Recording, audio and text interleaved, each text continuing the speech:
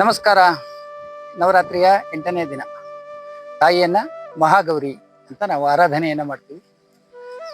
ಗೌರಿ ಅಂದ್ರೆ ನಮಗೆ ಪಾರ್ವತಿಯ ನೆನಪು ಬರ್ತದೆ, ಗೌರಿ ಅಂದ್ರೆ ಸಹನೆಯ ನೆನಪು ಬರ್ತದೆ, ಗೌರಿ ಅಂದ್ರೆ ತಪಸ್ಸಿನ ನೆನಪು ಬರ್ತದೆ, ಗೌರಿ ಅಂದ್ರೆ ಭೂಮಿಯ ನೆನಪು ಬರ್ತದೆ, ಗೌರಿ ಅಂದ್ರೆ ಸಕಲ ಸಂಪತ್ತುಗಳನ್ನ ಪಡೆಯೋದಕ್ಕೆ ಬೇಕಾದಂತಹ ಸುದೀರ್ಘವಾದಂತಹ ಯಾತ್ರೆ ಅನ್ನೋದು ಜ್ಞಾಪಕಕ್ಕೆ ಬರಬೇಕು.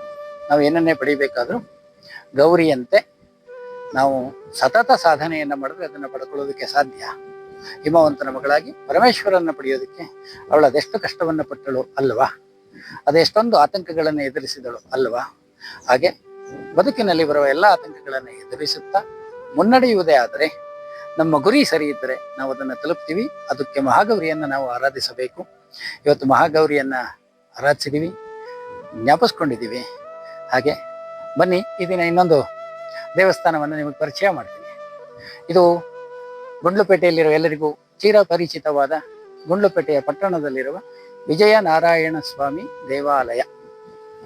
ಇದನ್ನು ಸುಮಾರು 950,000 ವರ್ಷಗಳ ಅಂತರದಲ್ಲಿ ತೆರಕಣಾಂಬಿಯನ್ನು ಆಳುತ್ತಿದ್ದಂತಹ ಪೆರುಮಾಳ ದಂಡನಾಯಕರು ವಿಷ್ಣುವರ್ಧನನ ವಿಜಯದ ಸಂಕೇತವಾಗಿ ಇಲ್ಲಿ ನಾರಾಯಣನ ಪ್ರತಿಮೆಯನ್ನು ಸ್ಥಾಪಿಸಿ ವಿಜಯನಾರಾಯಣ ಅಂತ ಹೆಸರಿಡುತ್ತಾರೆ.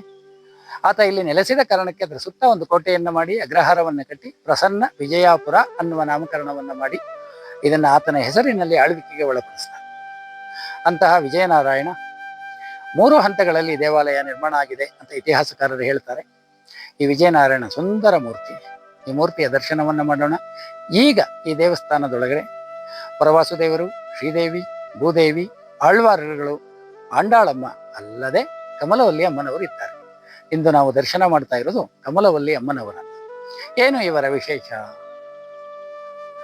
ನಾವೆಲ್ಲ ನಮ್ಮ ಕನ್ನಡದ ಕವಿಯೊಬ್ಬರನ್ನು ನಮಗೆ ಗೊತ್ತು. ನರಕ ಕಿಲ್ಸಿ ನಾಲ್ಗೆ ಸಿಳಿಸಿ ಬಾಯಿ ಹೊಲ್ಸಾಕಿದ್ರು ಮೂಗ್ನಲ್ಲಿ ಕನ್ನಡ ಪದವಾಡ್ತೀನಿ ನನ್ನ ಮನ್ಸನ್ನಿ ಕಾಣೆ ಅಂತ ಹೇಳಿದಂತಹ ರತ್ನನನ್ನ ಸೃಷ್ಟಿಸಿದ GP ರಾಜರತ್ನಂ ಈ ಗುಂಡ್ಲುಪೇಟೆಯ ಮೂಲದವರು. GP ಅಂದ್ರೆ ಗುಂಡ್ಲು ಪಂಡಿತರು. ಈ ಗುಂಡ್ಲು ನದಿ ಏನು ಗೋಪಾಲಸ್ವಾಮಿ ಬೆಟ್ಟದಿಂದ ಶ್ರೀಕಂಠೇಶ್ವರನ ಸನ್ನಿಧಿಯವರೆಗೆ ಹರಿಯುತ್ತದೆಯೋ ಅದರ ದಂಡೆಯಲ್ಲಿ ಹಲವಾರು ಆಯುರ್ವೇದದ ಸಸ್ಯಗಳು, ಔಷಧೀಯ ಸಸ್ಯಗಳು ಇವೆಲ್ಲ ಇಲ್ಲಿ ಬೆಳೆದಿದ್ವು. ಇದರ ಎಲ್ಲವನ್ನ GP ರಾಜರತ್ನಂ ಅವರ ಪೂರ್ವಿಕರಿಗೆ ಅವರ ತಪಸ್ಸಿನಲ್ಲಿ ಈಕೆ ತಿಳಿಸಿಕೊಟ್ಟಳು. ಇದನ್ನ ಜನಗಳಿಗೆ ತಲುಪಿಸಿ ಅವರ ಆರೋಗ್ಯವನ್ನು ಸುಧಾರಿಸಿ ಎಲ್ಲರಿಗೂ ಆರೋಗ್ಯ ಭಾಗ್ಯವನ್ನು ಕೊಡಿ ಅಂತ ಹೇಳಿದಂತಹ ದೇವತೆ. ಆ ಕಾರಣಕ್ಕೆ ಅದು ಗುಂಡ್ಲು ಪಂಡಿತರ ಕುಟುಂಬ. GP ಲಕ್ಷ್ಮಣಾಚಾರ್ಯರು. ಇವತ್ತು ನೀವು KR ಆಸ್ಪತ್ರೆಗೆ ಹೋದ್ರೆ ಅದರ ಎದುರುಗಡೆ ಒಂದು ಆಯುರ್ವೇದದ ಕಾಲೇಜ್ ಇದೆ. ಆ ಕಾಲೇಜನ್ನ ಕಟ್ಟಿಸಿದವರು ಲಕ್ಷ್ಮಣಾಚಾರ್ಯರು. ಇವರು ಅಂದಿಗೆ 16,000 ರೂಪಾಯಿಗಳನ್ನು ಕೊಟ್ಟರು. ಅಂದ್ರೆ ಇವತ್ತು ನಲ್ವಡಿ ಕೃಷ್ಣರಾಜ ಒಡೆಯರ ಕಾಲದ 16,000 ಇವತ್ತಿಗೆ ಕೋಟ್ಯಾಂತರ. ಅಷ್ಟು ದುಡ್ಡನ್ನ ಇವರು ಕೊಟ್ಟು ಆ ಆಸ್ಪತ್ರೆಯನ್ನ ಕಟ್ಟಿದ್ರು. ಅಂತಹ ಅಪೂರ್ವವಾದಂತಹ ಆಯುರ್ವೇದ ಜ್ಞಾನವನ್ನ ಜಗತ್ತಿಗೆ ಪ್ರಸಾದನ ಮಾಡಿದವಳು ಈ ಕಮಲವಲ್ಲಿ ಅಮ್ಮ. ಇವತ್ತಿಗೂ ನೀವು ಯಾವುದೇ ರೋಗ ಬಾಧೆಯಿಂದಿದ್ರೆ, ಯಾವುದೇ ಆರೋಗ್ಯ ಸಮಸ್ಯೆಗಳಿದ್ರೆ ಈ ಕಮಲವಲ್ಲಿ ಅಮ್ಮನನ್ನ ದರ್ಶನ ಮಾಡಿ, ಅವಳಲ್ಲಿ ನಿವೇದನೆ ಮಾಡಿ, ಅವಳಿಗೆ ಪೂಜೆಯನ್ನ ಮಾಡಿ, ಅವಳಲ್ಲಿ ಪ್ರಾರ್ಥನೆಯನ್ನ ಮಾಡಿ ನೀವು ಗುಣಮುಖರಾಗ್ತೀರಿ, ಆರೋಗ್ಯವಂತರಾಗ್ತೀರಿ, ಆರೋಗ್ಯ ಭಾಗ್ಯಗಳನ್ನು ಪಡಿತೀರಿ.